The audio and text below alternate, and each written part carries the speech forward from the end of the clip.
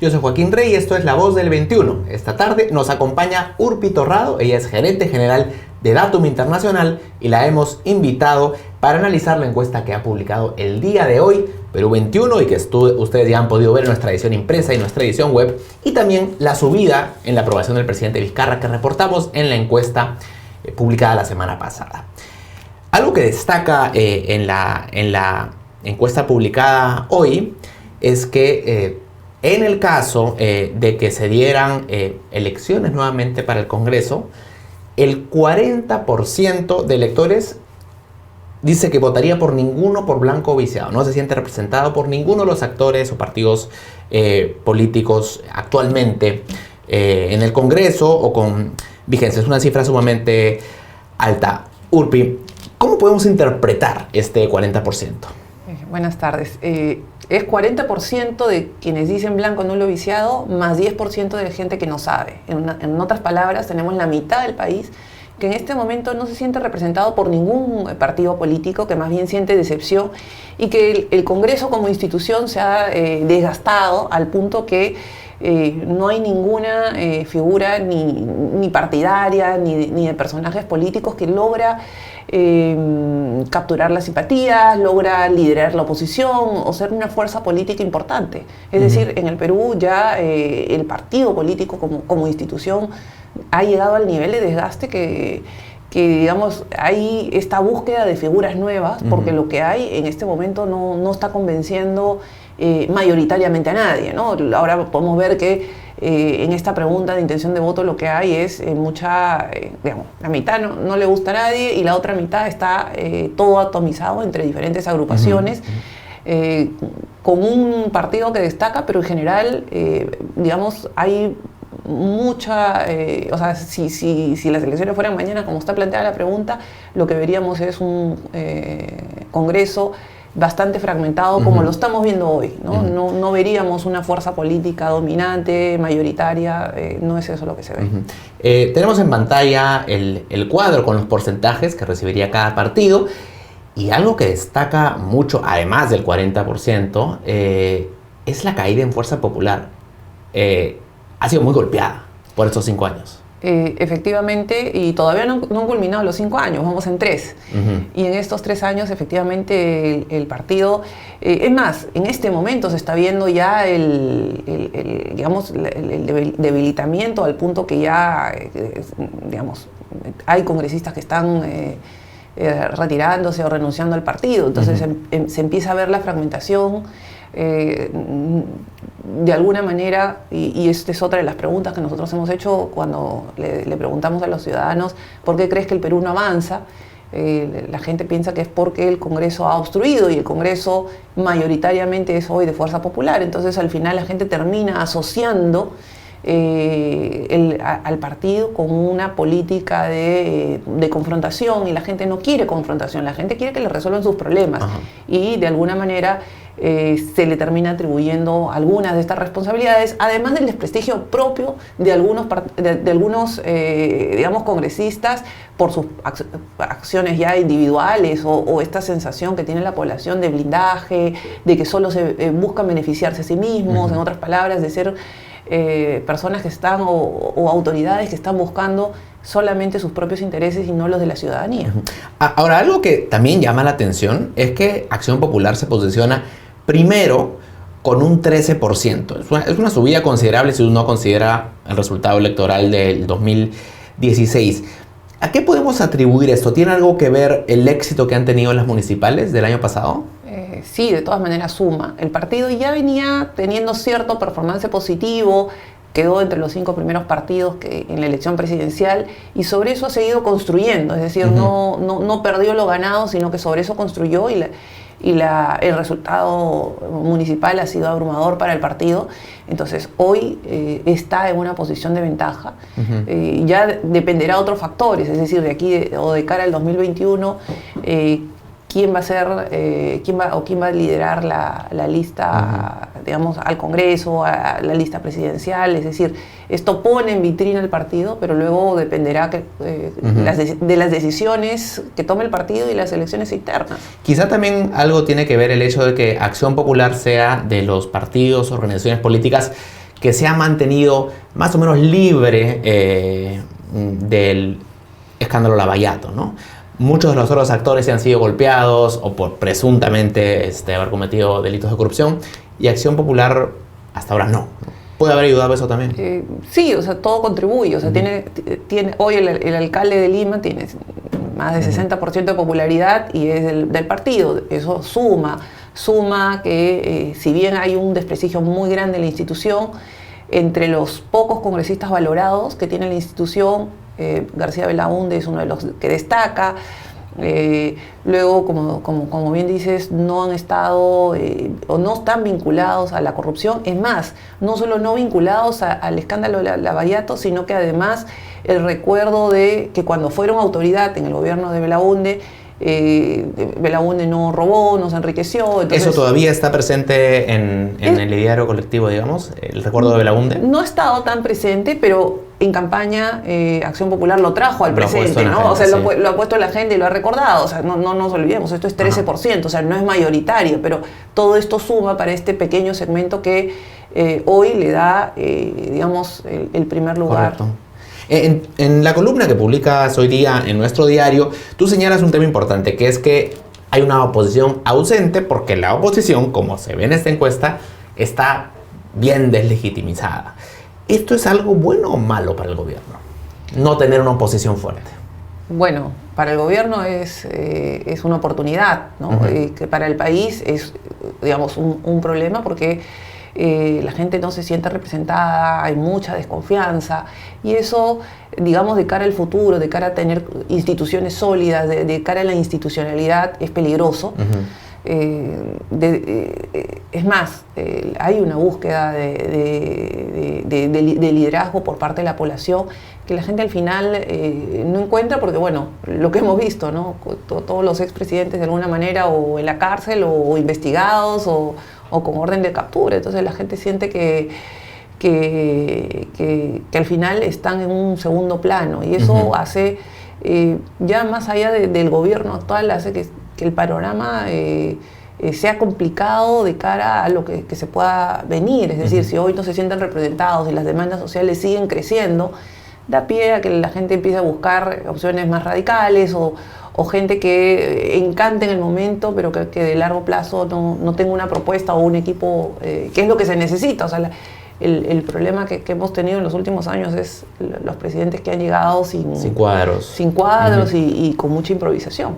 ¿Estos resultados que se refieren a una votación en el Congreso de alguna manera podrían ser trasladados a la presidencial o esto va por cuerdas distintas? Digamos, siempre esto es un termómetro social, pero obviamente es diferente porque en el Perú la gente no vota por partidos, la gente vota por personas. Ajá.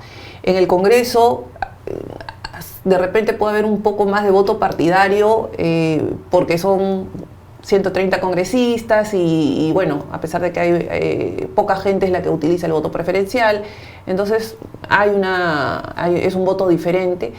En la elección presidencial el voto es por la persona. Nosotros somos además nuestro sistema electoral es presidencialista, ¿no?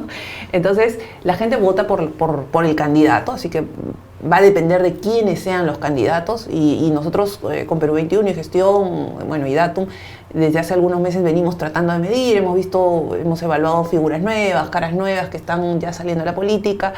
Hemos evaluado también las figuras existentes y el desgaste de muchas de ellas, pero todavía no se ve claramente un panorama de cara a las elecciones del 2021. Lo que sí queda claro es que hay algunos nuevos actores que con buenos líderes podrían tener oportunidades. El caso de Acción Popular, el caso de Alianza para el Progreso, el caso del Partido Morado, ¿no? Que son agrupaciones hoy no asociadas negativamente a corrupción y con un espacio electoral ganado, pequeño todavía, pero con un buen líder podría eso crecer.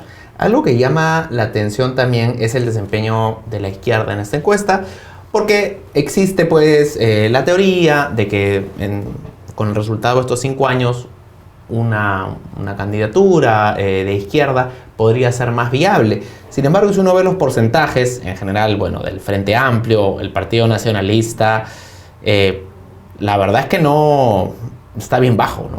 No ha habido una capitalización por parte de ese sector. Efectivamente, la izquierda ha tenido en estos años una gran oportunidad que está dejando pasar, porque no ha logrado articularse, no ha logrado presentar líderes que puedan, digamos, ser la voz de la agrupación, y más bien lo que ha habido es fragmentación, es decir, hay diferentes partidos, ¿no? Entonces, la medida que van cada uno por su cuenta y no con una agenda única, no logran, digamos, sumar este descontento y esta oportunidad que se les ha presentado estos años. Y del otro lado, digamos, en la, si queremos llamarlo de alguna manera, derecha extrema o populismo de derecha, que hay movimientos que están surgiendo, hay el Con mis hijos no te metas, entre otros. ¿Dónde, si uno tuviera que colocarlos, digamos, asociarlos a un partido, cuál sería este? Porque ahora no está tan claro. ¿Quizás sería el fujimorismo? Sí, no hay, o sea, como te decía, la gente como no se siente representada, no hay con quién asociarlos. Probablemente ya al momento de asociarse con un partido, esa fuerza que es una sola, se divide, ¿no? Precisamente por eso te decía, ¿no? Ni izquierda, ni derecha, ni ningún partido político en realidad de oposición ha podido lograr, ni el mismo gobierno en realidad, ¿no? Porque el gobierno, y de repente lo analizamos después, tiene una alta popularidad, pero es una alta popularidad que no tiene bases sólidas, o sea, tampoco tiene un partido, tampoco depende tiene un casi grupo exclusivamente del presidente, la popularidad. Así es, ¿no? Entonces lo que estamos viendo es, en general, la falta de aprovechamiento de una coyuntura donde la gente no se siente representada, presentarles una oferta partidaria distinta donde la gente pueda sentirse representada, pueda sentirse escuchada y pueda sentir que sus problemas podrían ser canalizados y resueltos. Eso no lo ha, insisto, ni gobierno, ni oposición, ni derecha, ni izquierda han sabido aprovechar esa coyuntura y construir con bases sólidas y firmes de cara al 2021. Otro dato interesante de la encuesta publicada hoy tiene que ver con el alcalde de Lima, con el alcalde Muñoz. Si podemos, Pame, poder poner el cuadro que muestra la aprobación, ahí está en pantalla. Hay una subida considerable de mayo a junio, ¿no? De 54 a 62. ¿Cuál es el factor decisivo, crees tú, que explica esta subida? Bueno, en este último mes lo que, digamos, ha estado en agenda y es relevante para el ciudadano es el tema de los peajes. Es decir, la posibilidad de renegociación de contratos o incluso de hacer cambios en las condiciones o de cambiar a las empresas que ganaron en su momento, despierta cierto interés en la gente porque digamos, hay una percepción de abuso respecto a el incremento de los peajes versus peajes versus servicios recibidos, ¿no? La gente siente que no está recibiendo los servicios que esperaría y surgen las críticas, ¿no? Entonces, que durante varios meses el alcalde inicia su gestión con mucha expectativa, pero empieza a caer sistemáticamente porque ni tenía un tema de agenda, ni la gente sentía que estuviera trabajando, es decir, que hubiera un norte claro, digamos. No había un norte claro, ¿no? Entonces, cuando toma un tema que sí es de preocupación ciudadana, esto sube, pero también es una subida que puede ser, digamos, revertida fácilmente. Puede ser un hipo si es que no se logra construir con una base sólida, es decir, sí, los peajes son un tema de preocupación ciudadana, pero el principal problema es el problema del tráfico. Ese es el problema de fondo de la ciudad y donde la gente centra sus expectativas en el alcalde.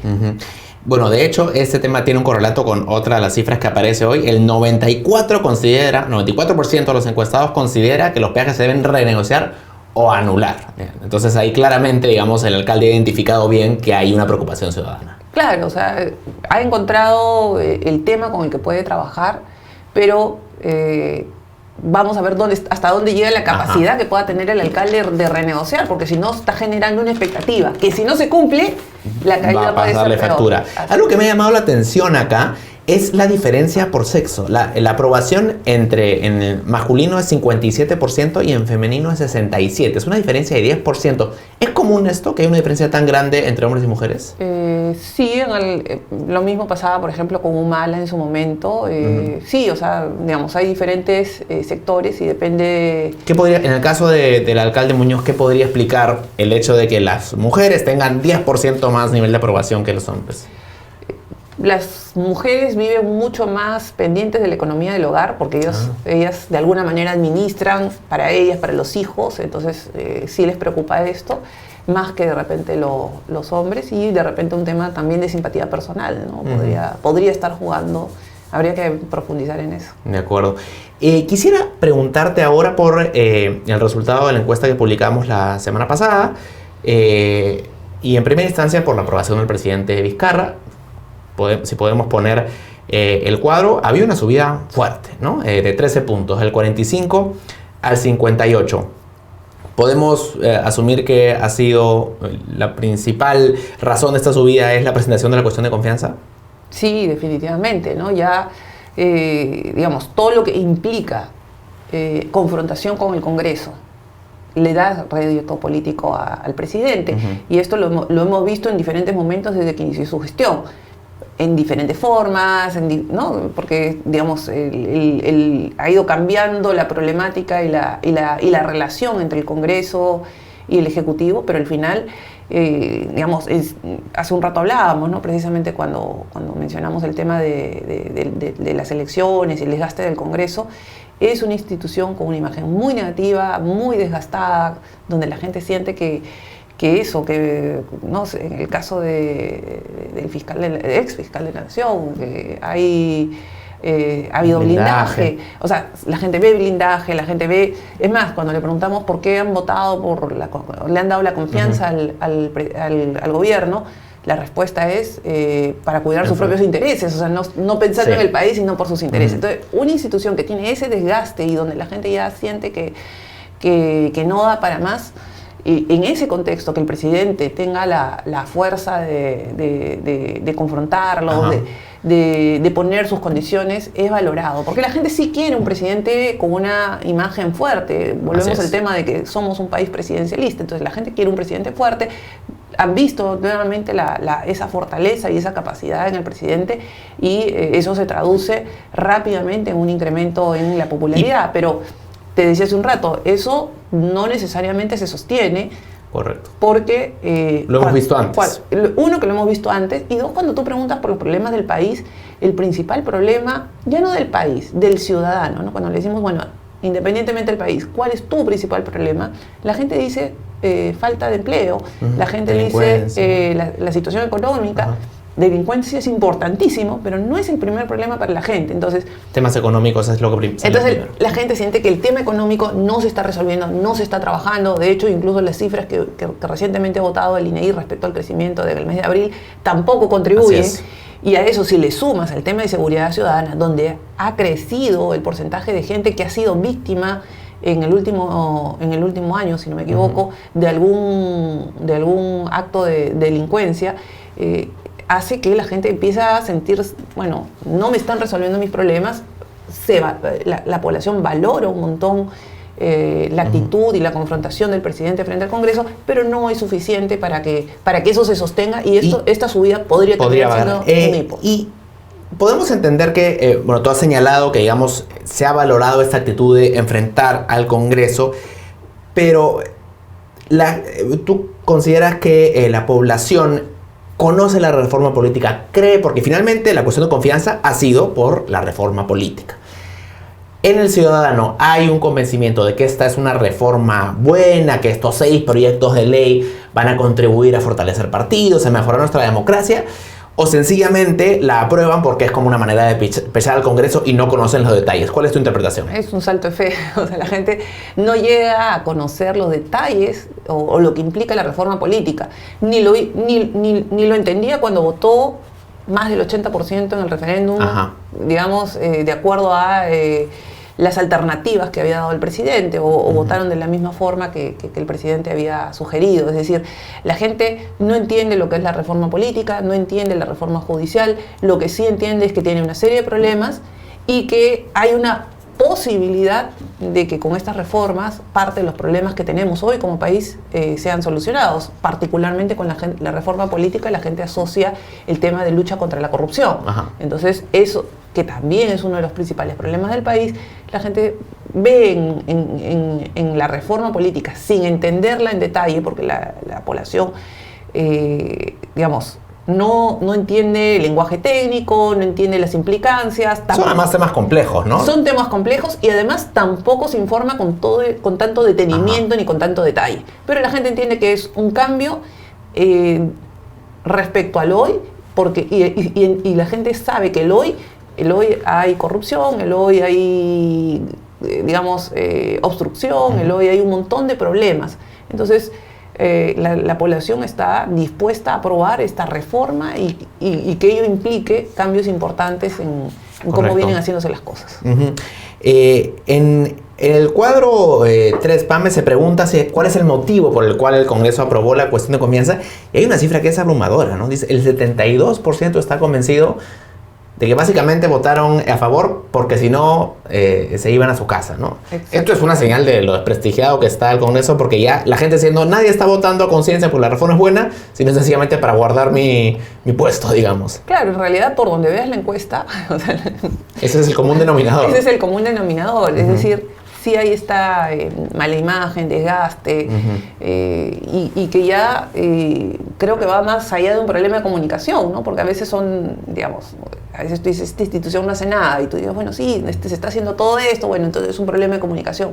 La gente no es el caso, o sea, creería que ni una buena estrategia, ni una campaña de comunicación e imagen del Congreso podría revertir este desgaste y esta imagen tan negativa. Sin embargo, respecto a la aprobación del presidente del Congreso, que esto está en el cuadro 6, Pame, llama la atención que teniendo un Congreso tan desprestigiado, la aprobación de Salaverry no está tan mal tampoco, ¿no? Digamos, un 31% para un presidente del Congreso no es algo tan malo, ¿no?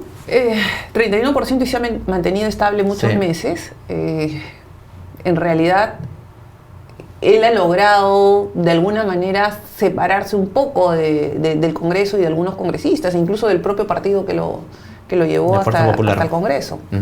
Así que bueno, todavía, digamos, sí, si lo comparamos con anteriores presidentes del Congreso, es una popularidad mucho mejor, es considerada en el rango, digamos, de regular, no es una buena popularidad, pero sí es superior y se distancia del Congreso como institución.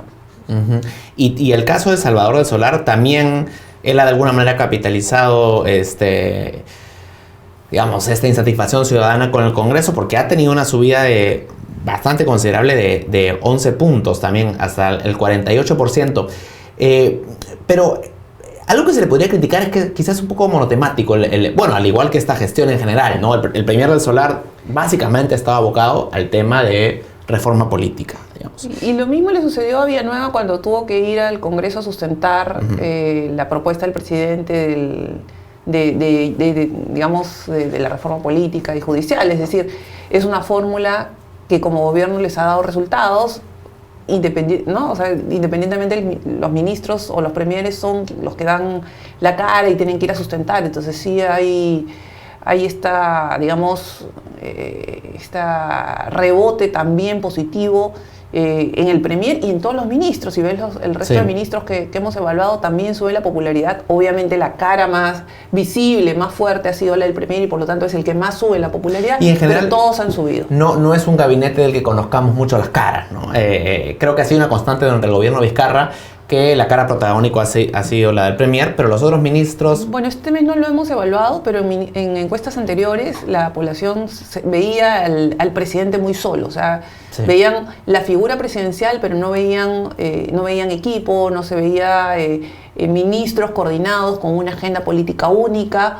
Eso la población no lo está viendo. No, yo recuerdo que en gobiernos anteriores el ministro de Economía, por lo menos, era una figura que todo el mundo identificaba. Y, digamos, en este gobierno, yo creo que si uno sale a la calle y pregunta quién es el ministro de Economía, el porcentaje es bajo de quienes te podrían responder por lo menos quién es, ¿no? Sí, tal cual. O sea, casi todos, digamos, el promedio de desconocimiento es 50%. Es altísimo. Algunos más, otros menos, pero ese es el promedio. Finalmente, en el cuadro 7 está esta pregunta sobre qué pasa si no se respeta la reforma, ¿no? Porque el presidente manifestó en un inicio, y lo ha vuelto a manifestar en una entrevista ayer, que si es que no se aprueban los proyectos de ley sin modificar su esencia y antes del final de esta legislatura, que se entenderá como rehusada la confianza. Y la gente considera que si esto sucede, el 78% dice que se debería cerrar el Congreso. Es una cifra altísima. Y quisiera preguntarte, ¿esta actitud hacia el Congreso tiene que ver con quienes están hoy en el Congreso o es que en general como peruanos sentimos que el Congreso como institución no contribuye? Creo que hay un poco de las dos cosas. Es decir, si vemos históricamente los congresos que hemos tenido, la gente no llega a entender, ¿no? ¿Cuál es la función? ¿Para qué está ahí? ¿Para qué está ahí? ¿No? Entonces dicen, bueno, y ahora el congresista de mi región no viene lo suficiente, no resuelve. Es más, ya esperan que el congresista de la región sea quien canalice la posibilidad de mayores obras en la misma región, ¿no? Nada más alejado que de la función congresal. Sí, exacto. Pero es esta ausencia que hay y falta de instituciones que tenemos a nivel nacional, que al final la gente necesita que alguien le resuelva sus problemas y que se les resuelva cualquiera, el municipio, la región, el Congreso o el presidente, ¿no? Entonces ahí hay un problema grande. Y yo creo que de responsabilidad también de los partidos políticos, ¿no? Que, digamos, hay un tema de educar a la población respecto de qué esperar de las instituciones y de las autoridades. Entonces sí, hay un desgaste y una falta de entendimiento de cuál es el propósito y el sentido y la razón de ser del Congreso. Eso es un tema general que lo vemos... incluso antes del Congreso actual. Desde antes del Congreso actual. Sin embargo, el Congreso actual lo ha agudizado. Ha llegado a un nivel de desgaste que no... O sea, este sentir de que se vayan todos es un sentir de este Congreso que no se ha visto en congresos anteriores. A pesar del desgaste y a pesar de que la gente no se sentía representada, no ha habido este sentimiento tan fuerte, negativo y de rechazo.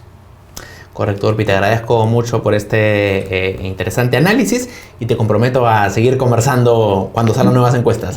Gracias. Gracias. Urpi Torrado, gerente general de Datum Internacional, analizando a detalle la encuesta que se ha publicado el día de hoy en nuestra edición impresa y en nuestra edición web. No se la pierda. Sigan atentos a la programación de Perú 21 Televisión. Buenas tardes.